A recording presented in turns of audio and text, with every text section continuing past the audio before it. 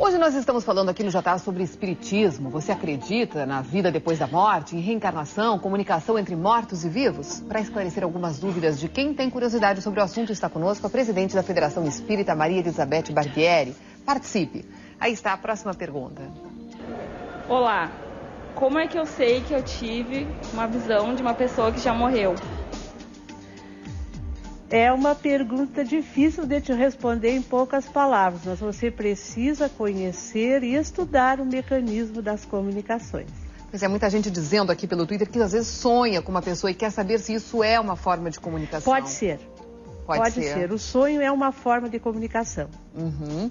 Como é que o espírito acha a pessoa para enviar uma informação para as famílias? Pergunta aqui o Denilson. Ele vai buscar um médium com o qual ele estabeleça uma relação de afinidade. Uhum. Se ele tiver condições de revelar o seu nome, se essa mensagem for de utilidade, vai chegar até a família. O espírito, a pessoa médium entraria em contato? Entraria em contato se for de utilidade e se tiver a permissão para fazer isso. Uhum. Há algum problema em ficar pensando e lembrando de uma pessoa falecida? Com carinho, não. A oração é uma forma de lembrar das pessoas. Nós devemos evitar pensarmos nos falecidos com inconformidade, com desespero. E o que fazer para ajudar um ente querido a encontrar a luz? Orar por ele. A oração é a melhor forma de auxiliarmos os nossos entes queridos. E como saber se há algum espírito presente com determinada pessoa? Aqui, por exemplo, como se pode saber se existe um espírito? Se o médium tiver condições de estabelecer essa sintonia, ele vai saber.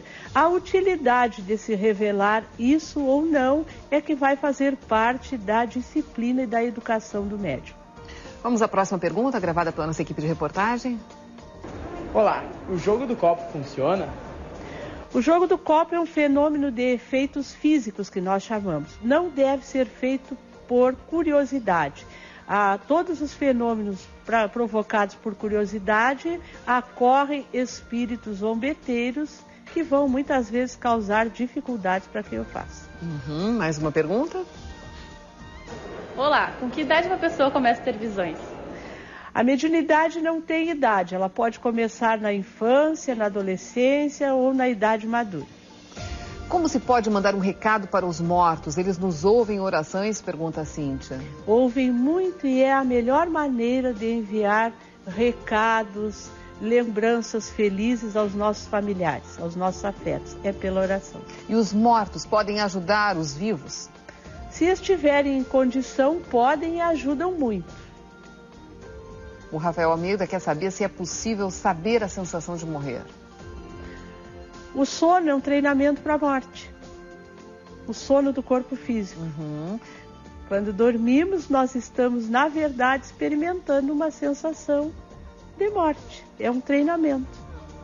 Daqui a pouquinho a gente volta para esclarecer mais dúvidas sobre espiritismo. Vamos agora à última rodada de perguntas. A presidente da Federação Espírita do Rio Grande do Sul, que está conosco no programa de hoje. Aí está a próxima pergunta. Olá, como desenvolver a mediunidade? Quem já tem essa habilidade precisa estudar e dedicar-se a cultivar esta habilidade.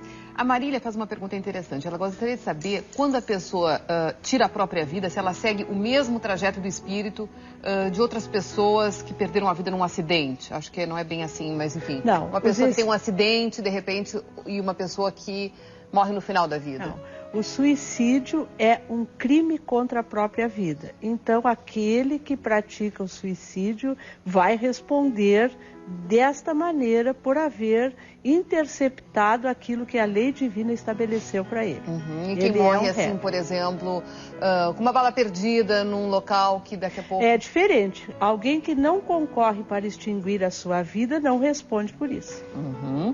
Uma pessoa que esteve em coma afirma que falou com parentes mortos. Isso é possível? Pergunta Eduarda. É possível. Cada vez que o organismo fica enfraquecido e o espírito se libera um pouco mais, ele pode sim entrar em contato com outros espíritos. Uhum.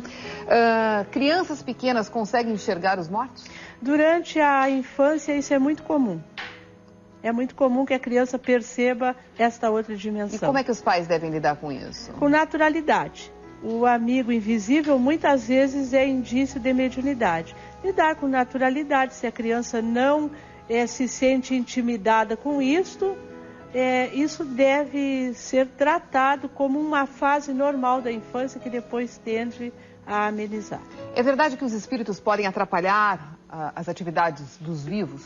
Desde que os vivos assim permitam. Os espíritos são as almas dos homens que viveram na Terra. Se nós permitirmos que as pessoas interfiram na nossa vida, vamos permitir que os espíritos o façam. Quando a senhora chegou aqui hoje, eu lhe perguntei se a senhora tinha visto algum espírito por aqui. E a senhora me disse que sim. Sim, os espíritos estão entre nós, mas o que me chamou a atenção foi ter sido recebida aqui pelo nosso querido Mendes Ribeiro. Mendes Ribeiro, que foi comentarista do nosso Jornal do Almoço por muitos anos. Aqui, inclusive, nós temos uma foto dele. Ele continua aqui conosco nesse momento? Sim, e ele fala algo muito interessante, inclusive para os colegas. Lembrem que as palavras de vocês modificam vidas, entram nos lares, redirecionam sentimentos, emolduram muitas vezes as decisões das criaturas.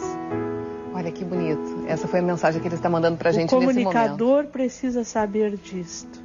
Ele é alguém que muitas vezes conduz vidas numa ou noutra direção.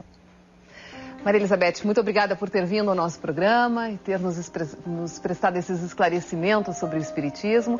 Ela vai estar participando de um chat agora. Se você quiser participar, acesse o site do Jornal do Almoço, www.rbstv.com.br/ja/rs.